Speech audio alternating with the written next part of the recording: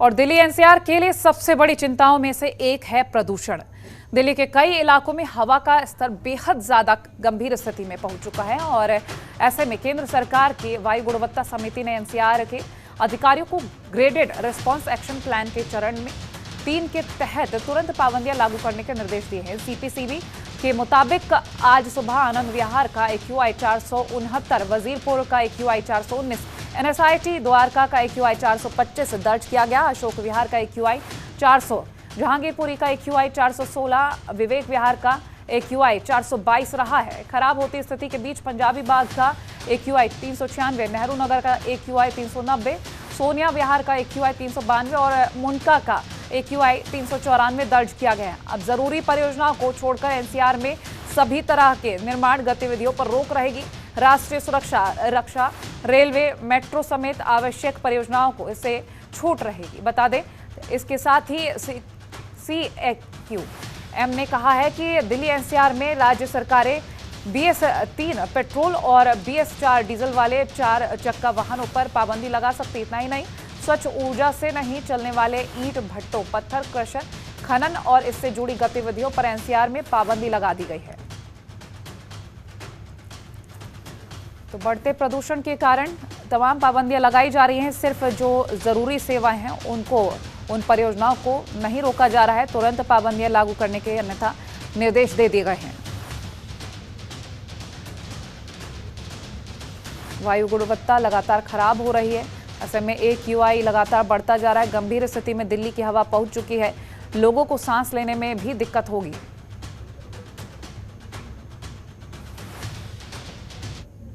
भैया basically pollution तो खैर बहुत ज़्यादा होता है दिल्ली में। तो क्या बोलते हैं, पोल्यूशन को लेकर के हम लोग जितना हो सके उतना लोगों में साइकिल को लेकर के हम लोग फैलाते हैं। तो बातें कि मतलब साइकिल चलाओ जितना हो सके।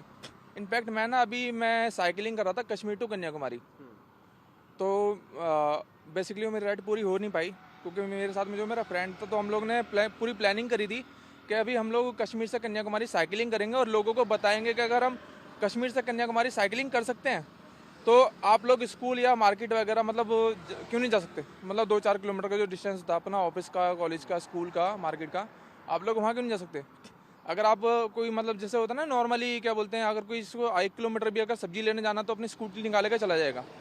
अब उससे होगा, पोल्यूशन भी होगा और आपका पेट्रोल का पैसा भी लगेगा और क्या बोलते हैं ट्रैफिक में फंसेंगे। अगर लाइसेंस नहीं है, कुछ नहीं है, तो ट्रैफिक पुलिस वाले ने पकड़ लिया, वो अलग है।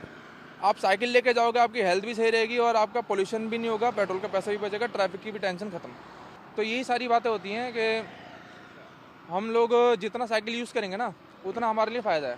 देखो, हर साल दिवाली के टाइम पे पोल्यूशन का बहुत बुरा हाल हो जाता है, आप जैसे देखते हैं, क्योंकि इस टाइम पे बहुत सारी पराली भी जलाई जाती है, दिवाली के पटाखे भी होते हैं और दिल्ली में इतने व्हीकल्स हर साल बढ़ते जा रहे हैं, तो पोल्यूशन का लेवल तो बहुत बुरा हो जाता है विंटर्स के टाइम पे। तो क्या रीज़न मानते हैं पोल्यूशन को? दिल्ली का पोल्यूशन किस वजह से होता है? अगर आप देखिए, रीज़न तो मल्टीपल है। आपको पता है दिल्ली एक सेंटर पॉइंट है।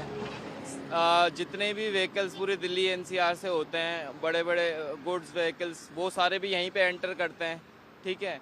और एक सेंटर पॉइंट होने के अलावा यहाँ पे इतने लोग माइग्रेंट मूव करते हैं, तो जितनी ज़्यादा माइग्रेंट्स लोग मूव करेंगे उतने ज़्यादा उनके लिए इंफ्रास्ट्रक्चर चाहिए, तो उतने ज़्यादा गाड़ियाँ होती है, गाड़ियाँ चलेंगी। और दिल्ली में लोग ज़्यादातर, मैंने देखा है कि यार एक गाड़ी में, एक सिंगल ड्राइविंग में एक अकेला पर्सन ट्रैवल कर रहा होता है, तो उसमें भी बहुत फ़र्क पड़ता है पोल्यूशन को लेके।